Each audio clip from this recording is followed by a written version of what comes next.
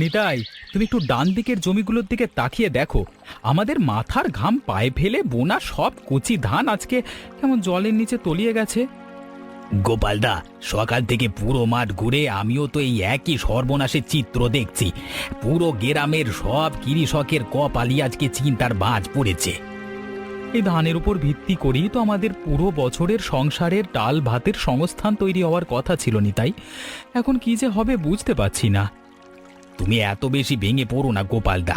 এই প্রাকৃতিক দুর্যোগের মুখোমুখি তো তুমি শুধু একলা হওনি, আমাদের পুরো গ্রামের মানুষ এই কষ্টের ভাগিদার।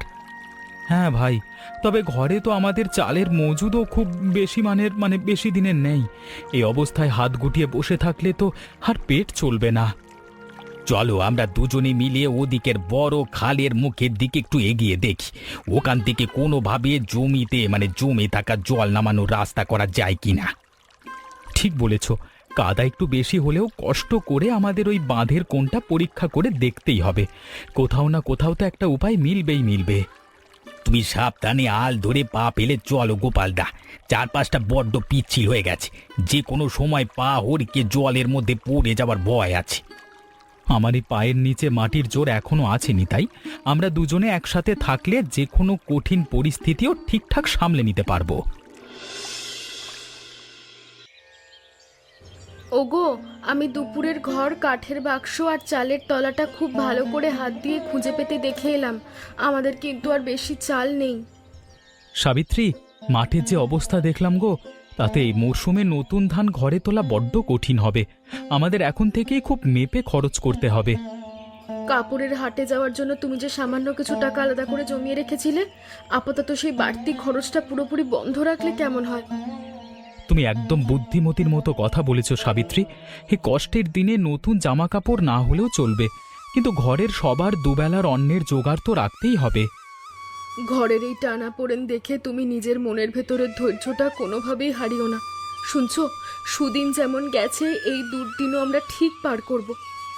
তোমার এই মুখের সাহসের কথাগুলো শুনলে আমার মনের ভেতরের সব ক্লান্তি আর বাইরের মাঠের দুশ্চিন্তা এক নিমেষে উধাও হয়ে যায় সাবিত্রী। আমি তো সব সময় তোমার পাশে ছায়ার মতো আছি। আজ রাত থেকে আমি রান্নার চালের পরিমাপটা একটু কমিয়ে দেওয়ার ব্যবস্থা করছি। নিজের সুখ বিসর্জন দিয়ে তুমি যেভাবে এই ছোট সংসারটাকে আগলে রাখো, তার কোনো বিকল্প এই পুরো দুনিয়ায় কোথাও খুঁজে মেলা ভার। এখনো সব মিছে প্রশংসা বন্ধ করো তো। আকাশটা আবার কেমন মেঘলা হয়ে আসছে। তুমি বরং বারান্দার কোণে রাখা শুকনো লাকড়িগুলো ঘরের ভেতর তুলে রাখো। হ্যাঁ রে সই, তুমি ওদিকের রাস্তা দিয়ে ধীর পায়ে কোথায় চলছিলে? অনেক দিন পর আজ তোমার মুখখানা এত কাছ থেকে দেখতে পেলাম। সই, ঘরে মনটা বড্ড ছটফট করছিল রে, তাই ভাবলাম সকালের দিকে একটু বের হয়ে তোমার ওই উঠানের ওদিক থেকে ঘুরে আসি। তুমি খুব ভালো সময় আমার এই ঘরে এসেছো সই। এই দেখো, আমার পেছনের বাগানের মাচায় কত সুন্দর বড় বড় লাউ আর তাজা ডাঁটা শাক হয়েছে। এই দুর্যোগের দিনেও তোমার হাতের ছোঁয়ায় মাচার গাছগুলো কেমন সতেজ হয়ে ফলেছে রে সই। আমাদের তো মাঠের সব ফসলই জলের তলায় তলিয়ে গেল। মাঠের ফসল নষ্ট হলেও আমাদের মনের জোর তো আর নষ্ট হয়নি। আমি বটি দিয়ে কেটে তোমাকে তাজা লাউ আর শাক দিচ্ছি। না না সই, তোমার ঘরের ব্যবহারের জিনিস আমি এভাবে হাত পেতে নেব না। আমার খুব সংকোচ হচ্ছে। তুমি এগুলো নিজের রান্নার জন্যই রাখো। তুমি আমার সাথে এমন পরভাব দেখাচ্ছ কেন সই? আমরা প্রতিবেশী। বিপদের দিনে একে অপরের জিনিস ভাগ করে না নিলে এই মানুষ জন্মের কি সার্থকতা আছে? তোমার এই উদার মনের কথা শুনলে আমার বুকের ভেতরে সব কষ্ট হালকা হয়ে যায়। গ্রামের অন্য পরিবারগুলোও বিপদে আছে। গ্রামের মানুষ যদি সবাই একসাথে হাত মিলিয়ে এক মনে থাকে, তবে যে কোনো বড় সমস্যাই আমাদের এই পাড়ায় বেশি দিন স্থায়ী হতে পারবে না সই। তুমি একদম খাঁটি কথা বলেছ। আমি এই শাকের আঁটিটা নিজের আঁচলের কোণ দিয়ে ভালো করে জড়িয়ে নিই। মাটির উনুনে আজ এটা দিয়ে চমৎকার ব্যঞ্জন রান্না করব। গোপালদা, এই মেঘলা বিকেলের দিকে তুমি এই রাস্তায় কাদা দিয়ে একলা একলা কোথায় চলেছো? রতন, মাঠের ধান তো সব জলের নিচে তলিয়ে গেল রে, তাই ভাবলাম চারপাশটা একটু ঘুরে দেখি কোথাও কোনো ছোটখাটো কাজের খোঁজ মেলে কিনা। আমি তো সেই কাজের কথাই তোমাকে বলবার জন্য খুঁজছিলাম গোপালদা। হ্যাঁ, আমাদের ওদিকের পাড়ার বাঁশের ভাঙা সাঁকোটা তো এবারের বর্ষায় পুরো ভেঙে গেছে। হ্যাঁ, ওটা তো গ্রামের মানুষের যাতায়াতের মস্ত বড় একটা মাধ্যম। তা সাঁকোটা নিয়ে তোমরা এখন নতুন কি ভাবছো রতন? গ্রামের কয়েকজন মিলে ঠিক করেছি আমরা নিজেদের হাত দিয়ে ভাঙা সাঁকোটা নতুন করে মেরামত করবার একটা ছোটখাটো উদ্যোগ নেব। এটা তো বড্ড ভালো কথা রতন, কিন্তু এই কাজের জন্য তোমরা কি সামান্য কিছু পারিশ্রমিক পাওয়ার ব্যবস্থা করতে পেরেছো? মাতব্বর মশাই বলেছেন সাঁকোটা ঠিক করতে পারলে আমাদের যাতায়াতের সুবিধার জন্য তহবিল থেকে কিছু টাকা পারিশ্রমিক হিসেবে দেওয়া হবে।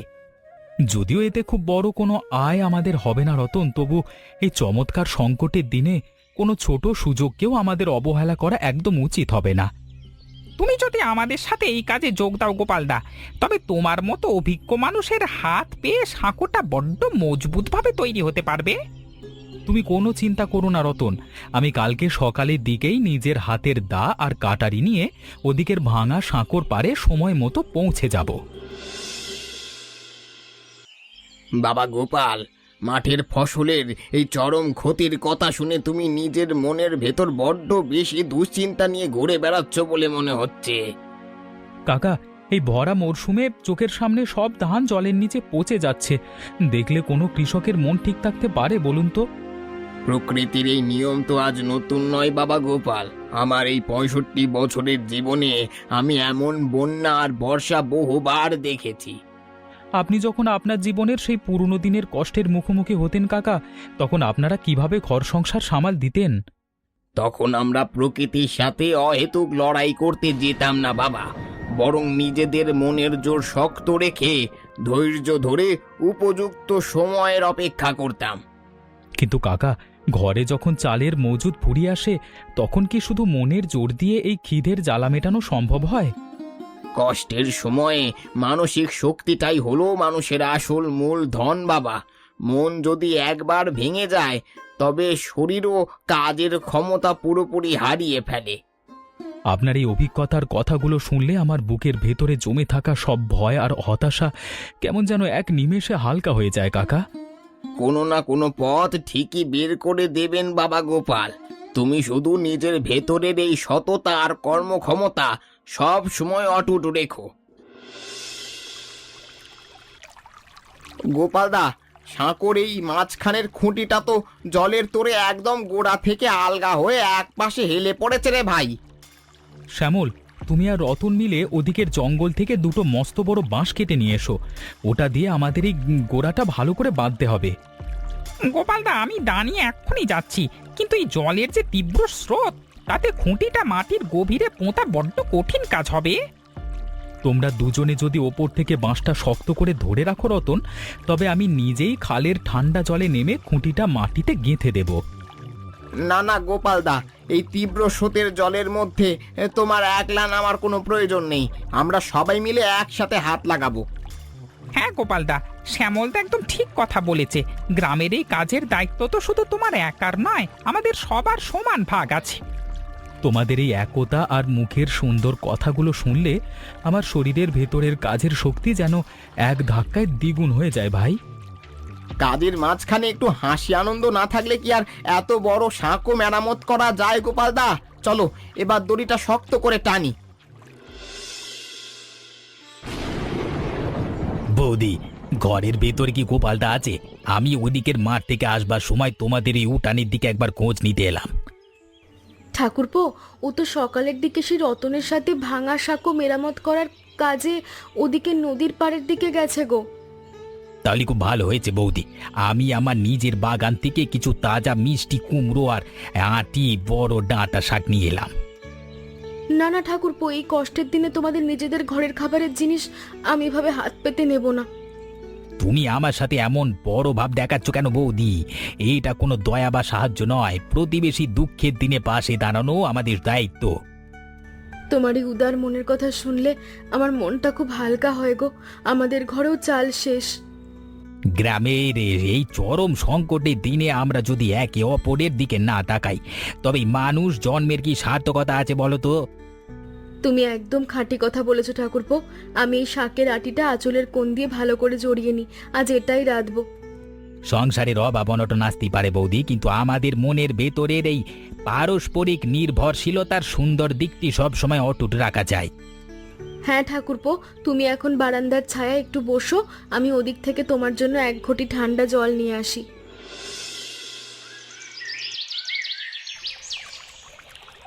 বাবা শ্যামল, তুমি ওদিকে রাস্তা দিয়ে ধীর পায়ে কোথায় চলছো? একটু এই দিকে এসো বাবা, খালের জলের ব্যবস্থা একটু দেখে যাও। কাকা, আমি ওই সাঁকোর কাজ শেষ করে বাড়ি ফিরছিলাম, তা আপনি এই রোদের মধ্যে একলা একলা এখানে কেন বসে আছেন? আমি অনেকক্ষণ ধরে লক্ষ্য করছি বাবা শ্যামল, আমাদের এই পুকুরের উপচে পড়া জলটা এখন ধীরে ধীরে নিচের দিকে নামতে শুরু করেছে। আপনি একদম সত্যি কথাই বলছেন কাকা, মাঠের জমে থাকা জলটাও যদি এভাবে নেমে যায় তবে আমাদের কৃষকদের মস্ত বড় উপকার হবে।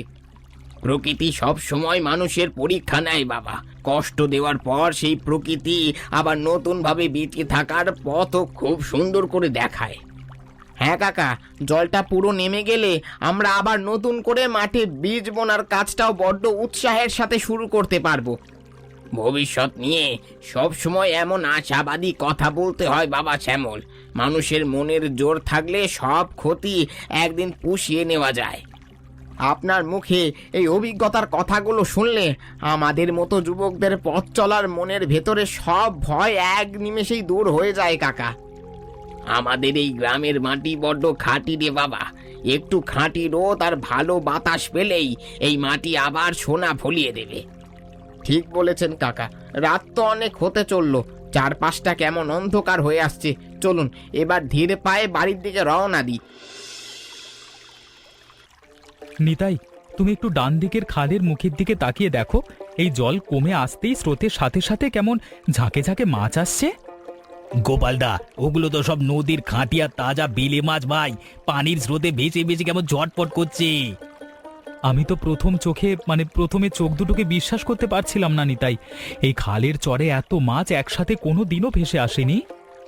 ওপরওয়ালা আমাদের এই চরম বিপদের দিনে হাত তুলে আশীর্বাদ করলেন গোপালদা, এই মাছগুলো নষ্ট না করে আমাদের এখনই কাজে লাগানো দরকার। তুমি একদম বুদ্ধিমানের মতো কথা বলেছ নিতাই, আমরা যদি এই মাছগুলো ঝুড়িতে তুলে নিতে পারি তবে এক মস্ত বড় সংস্থান হবে। গোপালদা, ঘরের অভাবের দিনে রূপলি বেলে মাছগুলো আমাদের পুরো পরিবারকে মুখের আহার হিসেবে বড় ভরসা দেবে বড্ড। তুমি আর দেরি না করে ওদিকের কোণ থেকে রতনকে একটু ডেকে নিয়ে এসো নিতাই, এত মাছ আমরা দুজনে একা কুড়াতে পারবো না।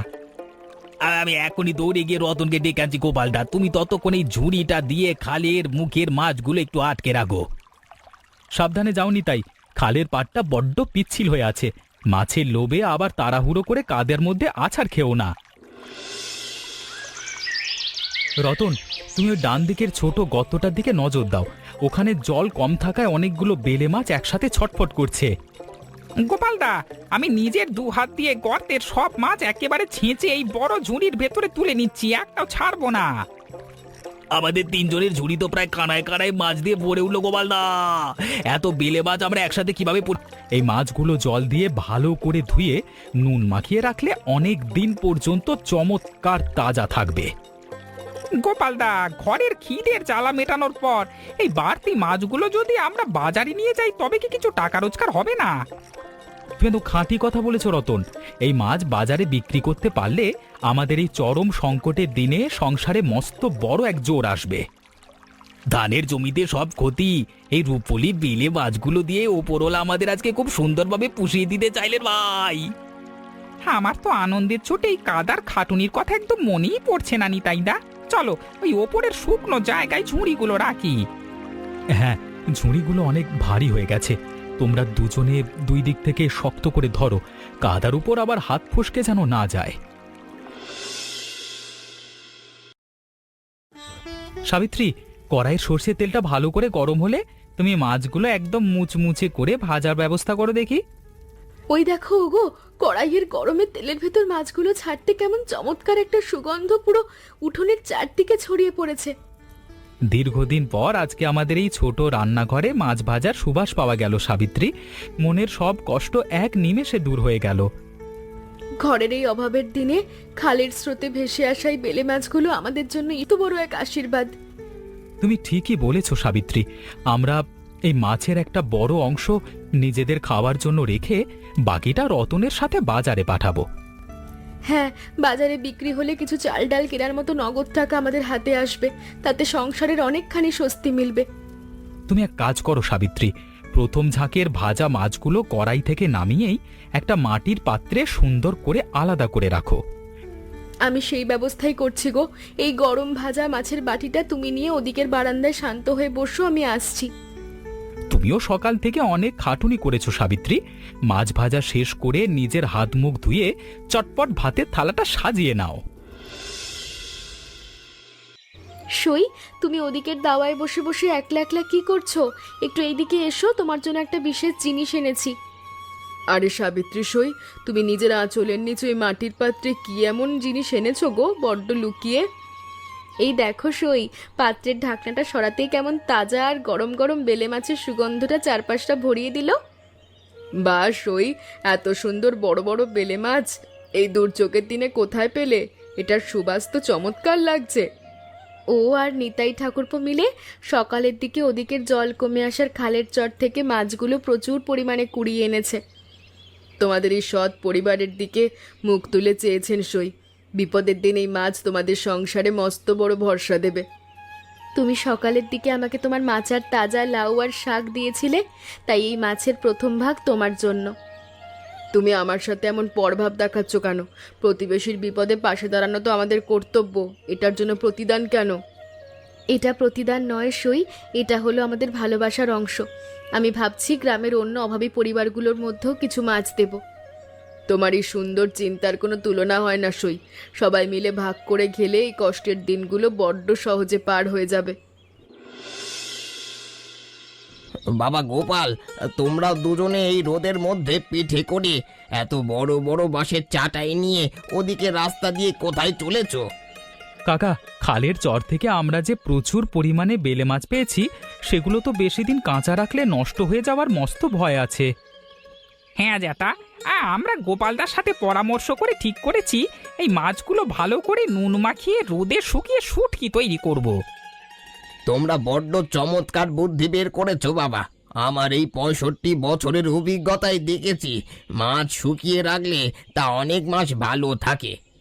কাকা, কিন্তু আমাদের এই ছোট উঠানে তো এত মাছ একসাথে মেলবার মতো পর্যাপ্ত জায়গা নেই, তাই ভাবলাম এই চাতালে যদি কাজটা করি। জ্যাঠা, আমরা তো এই গ্রামের আর 5টা অভাবী পরিবারের মাছগুলো শোকানোর কাজে তিন্নি, তবে কি তাদেরও কিছুটা সংস্থান হবে না? তোমার মনের ভেতর এই পরোপকারী চিন্তা এসেছে দেখে আমার বড্ড আনন্দ হলো বাবা রতন। সবাই মিলে কাজ করলে একতার জোর বাড়ে। হ্যাঁ কাকা, এই কষ্টের দিনে গ্রামের সবাই যদি একসাথে কিছু শুটকি মাছ ঘরে মজুত করে রাখতে পারে, তবে আগামীতে খিদের ভয় থাকবে না। তোমরা চাটাইগুলো এই দক্ষিণ দিকের রোদের মুখে ভালো করে বিছিয়ে দাও বাবা। বাতাস আর কড়া রোদ পেলে মাছগুলো দুদিনেই তৈরি হয়ে যাবে।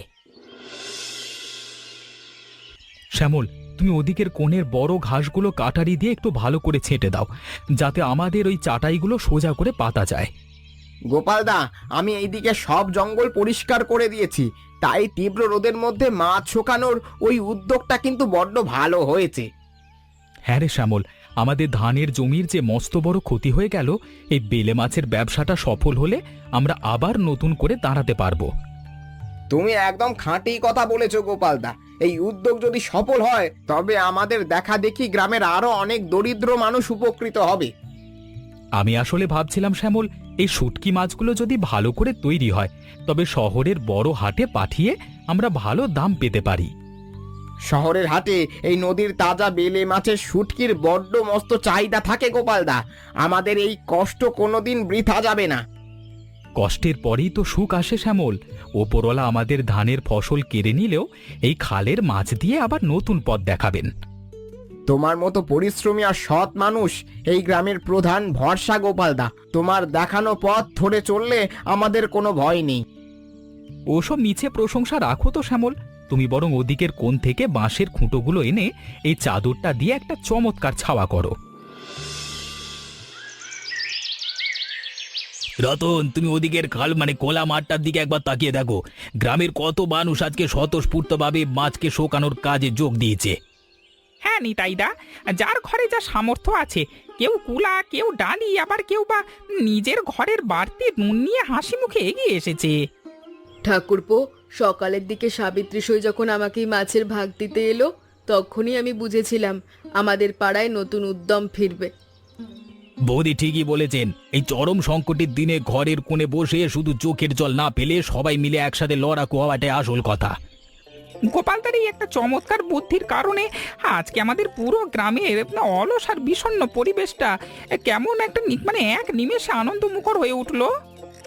সংসারে অভাব অনটন তো আসতেই পারে ঠাকুরপো, কিন্তু মানুষের মনের ভিতরের এই পারস্পরিক মিলটা থাকলে সব দুঃখ জয় করা যায়। হ্যাঁ বৌদি, এই রূপালী বেলে মাছগুলো আমাদের শুধু পেটের আহার দেয়নি, আমাদের ভেঙে যাওয়া মনের ভেতরে নতুন আশার আলো জ্বেলেছে। চলো নিতাইদা, ওদিকের চাটাইতে বাতাস লেগে মাছগুলো আবার উল্টে গেছে কিনা আমরা দুজনে গিয়ে একটু ভালো করে তদারকি করে আসি। কাকা, ধানের জমির যে মস্ত বড় ক্ষতি আমাদের হয়েছিল তা তো পুরোপুরি পুষিয়ে ওঠেনি, তবে এই বেলে মাছের শুটকি আমাদের মস্ত স্বস্তি দিল। কাকাবাবু, ও আর রতন মিলে গত হাটে যে শুটকি মাছগুলো বিক্রি করে এলো, তা দিয়ে আমাদের ঘরের পুরো মাসের চাল ডাল কেনা হয়ে গেছে। আমরা যদি এই চরম সংকটের দিনে গ্রামের সব মানুষকে একসাথে পাশে না পেতাম কাকা, তবে এই মস্ত বড় কাজ কোনো দিনই সফল হতো না। ওগো, গ্রামের মানুষগুলোর এই নিঃস্বার্থ ভালোবাসার সহযোগিতার কথা মনে পড়লে আমার চোখ দুটো কৃতজ্ঞতায় ভিজে আসে। সংসারে এই একতার জোরটাই হলো আসল মূলধন বাবা গোপাল। টাকা পয়সা আজ আছে কাল নেই, কিন্তু এই আন্তরিকতা সব সময় থেকে যায়। আপনি একদম খাঁটি কথা বলেছেন কাকা। আমাদের এই ছোট গ্রামের মানুষের ভেতরের এই মিলের আদর্শ আমি নিজের জীবনে সারা জীবন ধরে রাখব।